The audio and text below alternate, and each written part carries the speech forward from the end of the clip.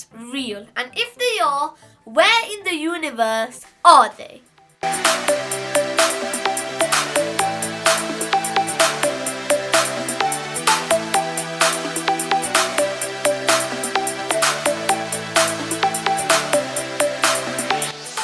Okay, so if you ask someone to describe an alien, usually they would describe it as a skinny green creature. In reality, that is not real. Why?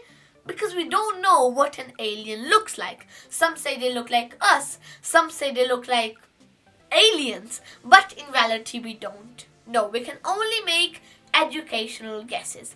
But from all of our scientific physics theories, we can make a small amount of a detailed picture of what aliens might look like. So let us start from the beginning. Lots of people believe aliens are real because just imagine, our universe is so big, it's like expanding every second. And imagine what are the chances that we are the only alive human beings, or shall I say we're the only alive organism in the whole universe. There's some very, very small chances that that's real. In the solar system, yes, that's believable. But in the universe, that's just a whole new level. Can you imagine that? And basically what people think is that somewhere out there, aliens might exist. And we actually don't know whether they're smart or dumb aliens, because some say aliens have visited Earth before. That's where the pyramids were built, etc. There are lots of conspiracy theories. Trust me. What is that? And basically, some say that aliens are just like us. The aliens which we are talking about are neither smart or dumb. They're just like us. Because if they were smart, they would have found us by now. And if they were dumb, then because the survival conditions in the universe are so low, they would have died by now. So we can imagine that alien life might be out there somewhere. That's why NASA and SpaceX are doing everything they can to explore space, to actually find out, are aliens real or are we the only people out there? That's why NASA have sent so many missions, basically, like you've probably heard about the Europa Clipper, a Europa mission to search Europa because it's a planet which may contain life.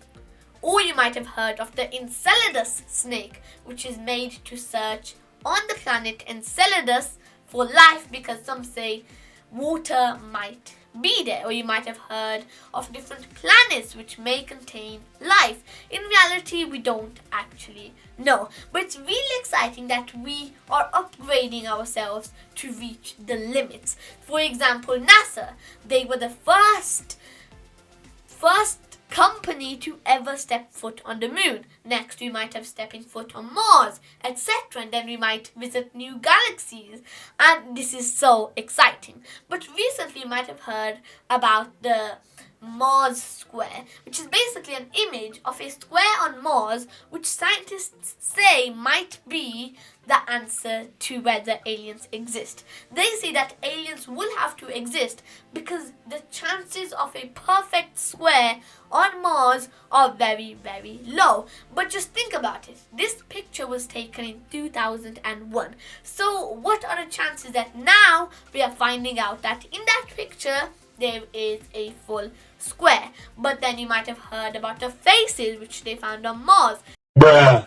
etc. People just want to know whether alien life exists. Yes or no. And NASA are developing their own things because they know for aliens to exist, everything has to be right. The air has to be right. The sun has to be on the right level. The water, etc. That's basically what we call the Goldilocks zone. I know what you're thinking, but it's not that. And basically the Goldilocks zone is an area of any solar system, or shall I say specifically our solar system, where the water is the perfect condition. The sun's heat is not too low, not too high. And in that Goldilocks zone, unfortunately, only Earth resides. Maybe there might be other planets, but for now, only Earth is in there.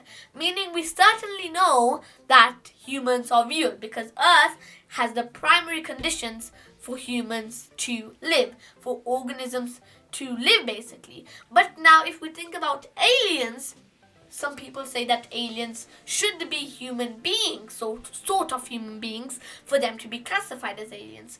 But then like scientists can classify organisms as aliens. They're just looking for life. As life, even a small creature like a tardigrade might count as a life. If you don't know what a tardigrade is, it's like a small, tiny bacteria sort of. And they're just looking for the primary conditions for life to reside. For example, you might have heard of planet Kepler 186f, which is a planet where aliens might exist. But then you can also hear that we actually can't see the end of the universe. So there might be other planets which reside aliens. And the most exciting part, NASA launched a program called Voyager 1, which has something called a golden disk, which is basically if an alien finds that probe, it's the farthest probe mankind has ever made, they can see all the pictures of humans, etc. And as long as we know, until now, no alien has seen it. But just imagine, what if we are alone? What if there's no one else in the solar system? That's just sad. Like, we are lonely in the whole solar system. But as far as we know, we might find aliens in the future. But then, this is a scary story. This is a scary theory, basically, that imagine this. There is something called a great filter, which blocks any, for example, just take this. The dinosaurs died, right? And humans, once they reach the great filter, they might not be able to pass it. Like, it's something which might end humans, and we don't know whether we passed it yet, or we're still about to go to it. That's why aliens might not be real, because they got up to the great filter, which made them die. For example, when the asteroid hit Earth, dinosaurs got extinct. So in the future, there might be an event which may put human beings' life at risk, and that might have already happened to other living species in the universe. That's why we can't see any other living species. But just imagine if in the future we find aliens. If you like videos like this, then click on the screen to see what DeepSeek is and subscribe for more. On good?